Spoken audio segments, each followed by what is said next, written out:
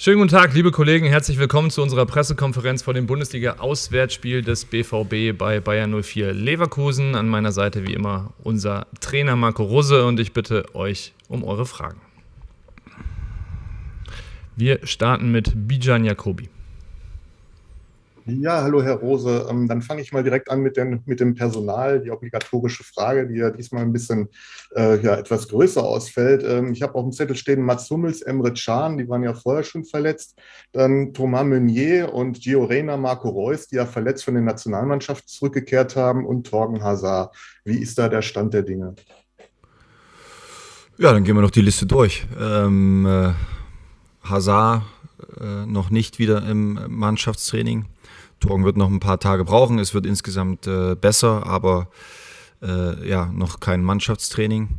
Bedeutet individuell, gerade am Aufbau. Mats ist im Teamtraining seit 2 Tagen. Bis hierhin läuft das ganz gut. Dann haben wir Thomas Meunier, der angeschlagen von der Nationalmannschaft zurückgekommen ist. Dort werden wir heute mit ihm dann auch nochmal ein Gespräch führen, gemeinsam mit dem Doc, und dann im Training schauen, was möglich ist und was nicht. Fraglich. Marco geht es besser, hat sich behandeln lassen, und da gehen wir davon aus, dass er dann am Samstag auch spielen kann. Gio ist mit einer Muskelverletzung zurückgekommen, wird ausfallen für die nächsten Spiele. Hoffen wir, dass wir dann Richtung nächster Länderspielpause wieder zur Verfügung haben. Habe ich jemanden vergessen? Ja. Emre Can. Emre, haben wir alle mitbekommen, dass es dann doch ein kleiner Muskelfaserriss war. Dementsprechend auch noch nicht im Mannschaftstraining. Es wird besser, aber auch dort werden wir noch ein paar Tage brauchen, bis er zurückkommt. Sebastian Wessling vor imposanter Kulisse. Bitte schön, deine Frage. Die Wunder der modernen Technik. Dankeschön. Meine Frage geht in die Richtung, dass die Trainingswoche, da waren ja jetzt eigentlich kaum Spieler zur Verfügung. Das konnte man ja an einer Hand abzählen, zumindest die zum Profikader gehören. Konnte man da überhaupt irgendwas mit der Mannschaft groß erarbeiten, oder ging es jetzt in den letzten Tagen nur darum, möglichst viele, möglichst fit irgendwie in den Samstag reinzukriegen? Ja, irgendwas machen wir natürlich nicht, sondern wir machen uns schon Gedanken, aber natürlich nicht einfach, ganz klar.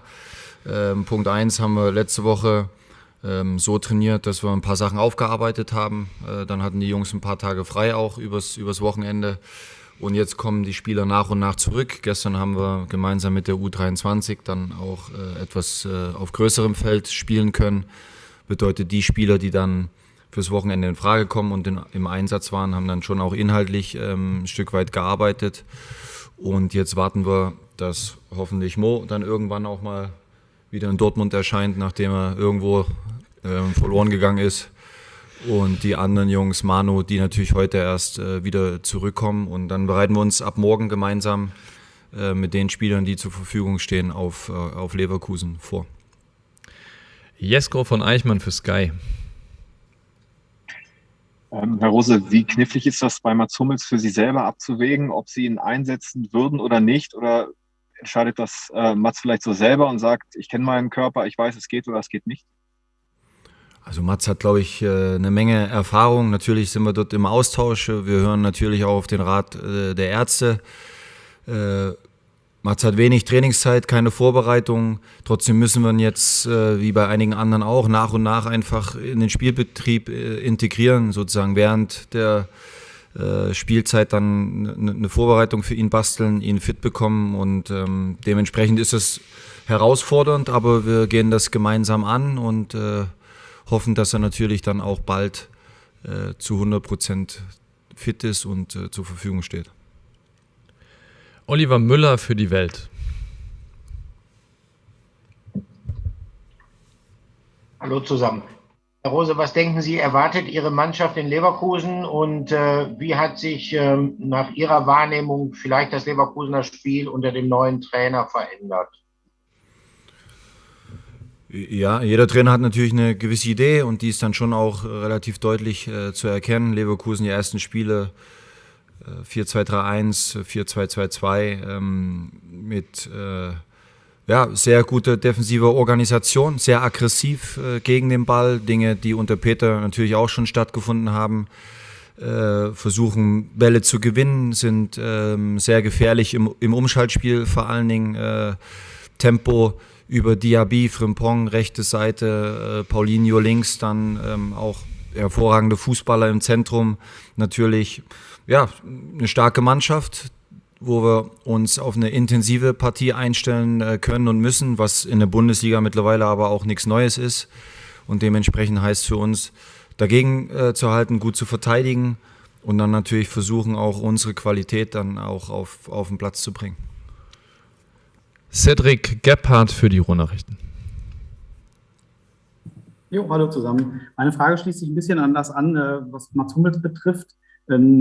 Kurzer Brückenschlag zu Manu Akanji, da hatten Sie zuletzt gesagt, ich glaube vor einer guten Woche, wir haben noch gar nicht darüber gesprochen, dass der Junge eventuell auch mal eine Pause braucht. Denn der ist ja nach der EM direkt eingestiegen, hat viele Pflichtspiele gemacht, war jetzt auch bei den Länderspielen im Einsatz.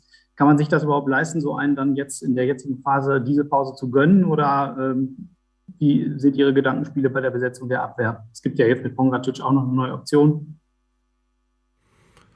Auf Manu zu verzichten können wir uns nicht leisten, nee. Wenn das reicht, also das war ja der Kern der Frage. Frage beantwortet. Wir können uns gerne noch an Ihren Gedankenspielen bezüglich der Abwehr teilhaben lassen. Mats Hummels hat sie ja schon angedeutet, Axel Witsel. Ja, wir müssen einfach sehen, was geht und was geht nicht. Wie weit ist Mats dann tatsächlich? Wo steht Marin? Dann haben wir die Position linker Verteidiger. Dort ist ja klar, dass Rafa spielen wird, hat, glaube ich, bei der Nationalmannschaft auch Pausen bekommen, trotzdem Spielzeit, weil ihn integrieren wir ja gerade auch in den Spielbetrieb. Das war, denke ich, dann sogar in unserem Sinne insgesamt, wie das abgelaufen ist.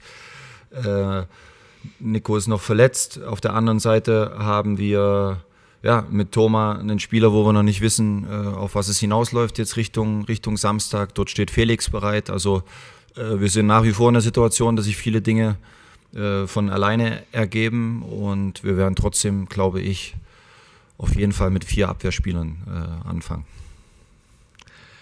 Sebastian Kolzberger für die Bild. Hallo Marco, meine Frage geht auch so ein bisschen in die Richtung, was Länderspiele angeht. Erling Haaland hat jetzt 5-mal getroffen auf seiner Länderspielreise in 3 Spielen. Ist es dann eher förderlich, dass er sich, dass er da weitermacht, wo er aufgehört hat, oder wäre es dann doch wünschenswert gewesen, hinsichtlich auf die langen, schweren Wochen, dass er vielleicht auch mal eine Pause bekommt?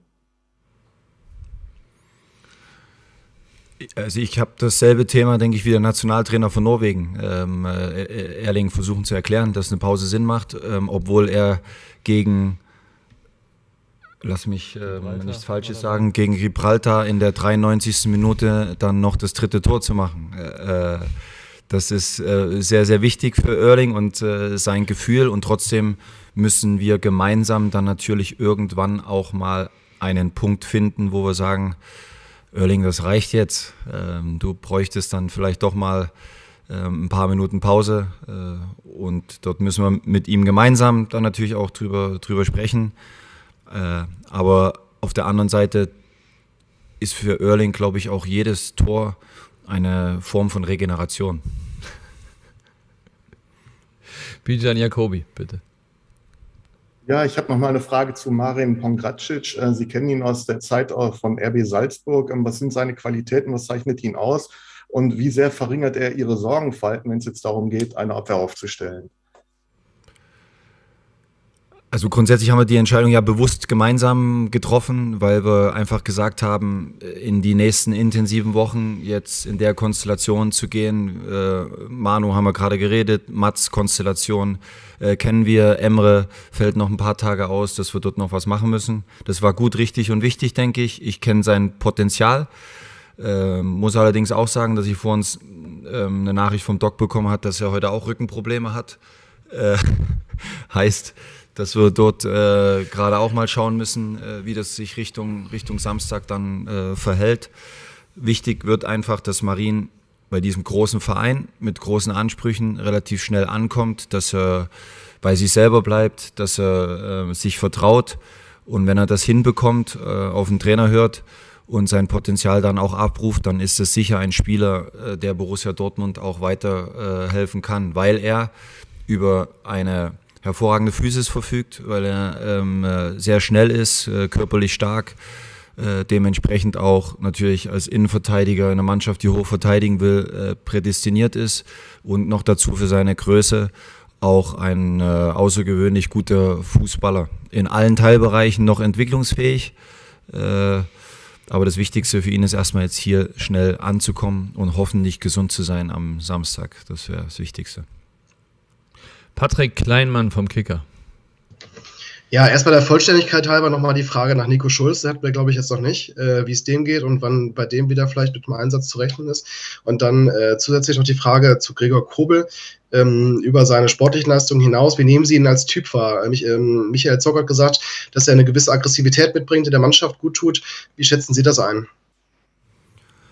Nico hatte ich vor uns kurz erwähnt, wird noch ein paar Tage ausfallen. Ja, alles gut. Ist auf dem Weg der Besserung, läuft schon schneller, aber hat immer wieder mal noch das Gefühl, dass er an der Stelle, wo er sich verletzt hat, was spürt. Bedeutet, Tag für Tag müssen wir dort einfach gucken, wie sich das jetzt weiterentwickelt. Und Gregor, glaube ich, Punkt 1 hat er inhaltlich ein bisschen überzeugt. Bedeutet, wie er im Tor steht, seine Ausstrahlung, wie er 1-gegen-1 Situationen löst, durfte man gegen Hoffenheim auch zweimal erleben. Dort hat er uns schon bis hierhin Mehrwert gebracht. Das gilt jetzt natürlich auch nachhaltig dann unter Beweis zu stellen und dran zu bleiben, auch in den anderen wichtigen Spielen, die jetzt kommen. Und als Typ ist Gregor einfach ein junger, angenehmer Kerl, mit dem er auch viel lachen kann, relativ locker im Umgang. Mein erstes Telefonat mit ihm hatte ungefähr 20 Mal nice gesagt. Habe dann mal gegoogelt, was das so umgangssprachlich bedeutet. Aber eigentlich bedeutet es einfach nur schön, glaube ich. Er findet es schön, hier zu sein. Er findet es cool, mit den Kollegen zusammenzuarbeiten, mit denen er zusammenarbeiten darf. Und in den Spielen habe ich schon auch den Eindruck, dass er auch laut ist, dass er versucht, seine Vorderleute zu coachen, zu pushen. Und das ist auch ein Punkt, der für unser Team sehr, sehr wichtig ist. So, wir sind bei Jesko von Eichmann.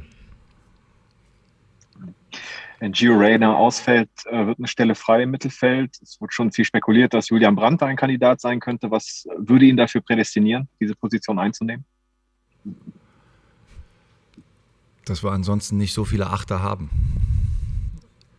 Aber das würde Jule nicht gerecht werden. Jule ist gut drauf. Das prädestiniert ihn dafür. Jule hat eine hervorragende Vorbereitung gespielt, musste dann in Quarantäne für 14 Tage. Hat jetzt dann 2 Wochen Training wieder in den Beinen und auch Spieleinsätze und dementsprechend wünschen wir uns einfach, dass, wenn Gio jetzt ausfällt, Jule dann einer derjenigen sein kann, der für ihn dort einspringt und seine Form der Vorbereitung dann einfach auch bestätigt und auf den Platz bringt. Die Qualitäten von Jule kennen wir. Hervorragender Fußballer, Dynamik und in der Vorbereitung auch sehr, sehr gut gegen den Ball arbeitend. Die letzten 3 Fragen für heute. Wir machen den Anfang bei Oliver Müller. Wir haben eben ja schon darüber gesprochen, wie Leverkusen vielleicht fußballerisch zu erwarten ist. Mich täte noch mal interessieren, welche Bedeutung dieses Spiel für Borussia Dortmund hat. Einmal, weil Leverkusen natürlich ein ambitionierter Gegner ist, auch sehr gut gestartet ist. Und zum anderen, weil es ja schon so eine gewisse Zäsur vielleicht darstellt. Es ist das erste Spiel nach der Länderspielpause.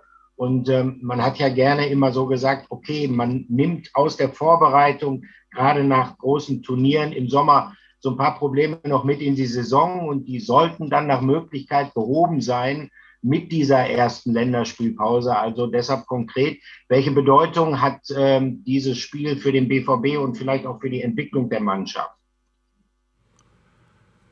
Also in der Theorie klingt das mit der Zäsur, muss ich sagen, hervorragend. Aber wenn man 2 Spieler im Training hat, die Hälfte verletzt zurückkommt, dann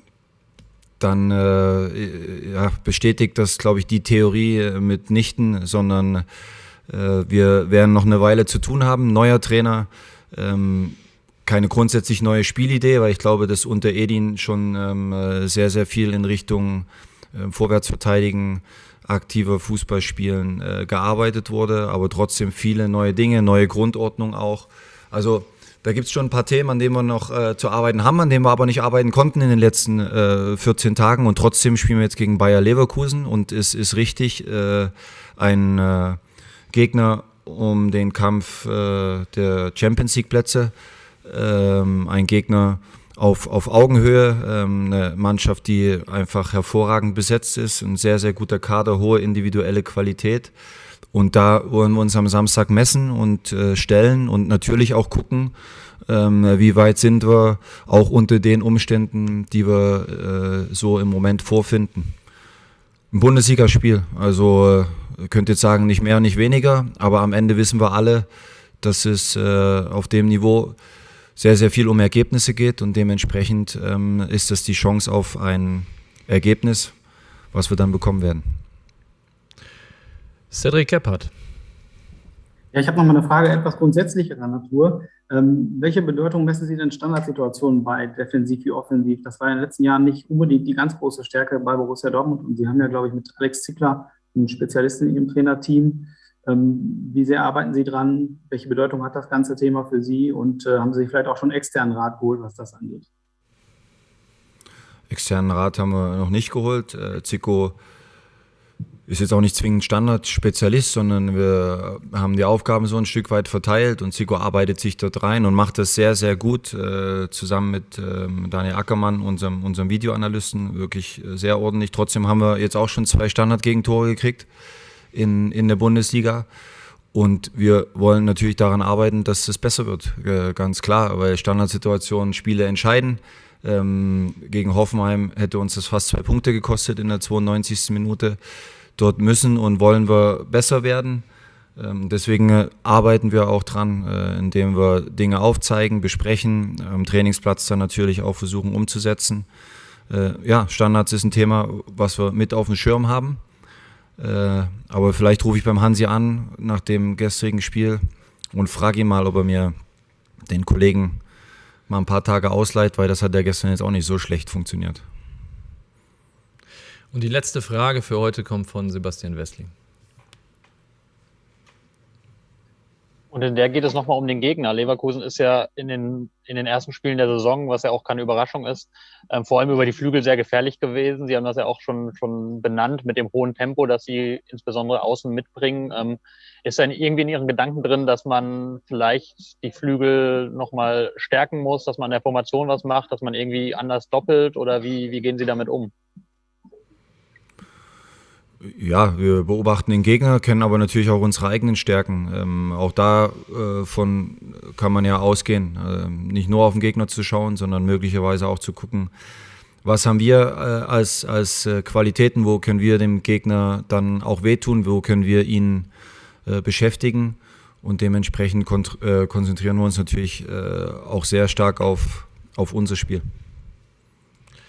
Vielen Dank euch allen, vielen Dank dem Coach. Kommt gut nach Leverkusen. Wir sehen uns am Samstag. Bis dann. Tschüss. Einen schönen Tag.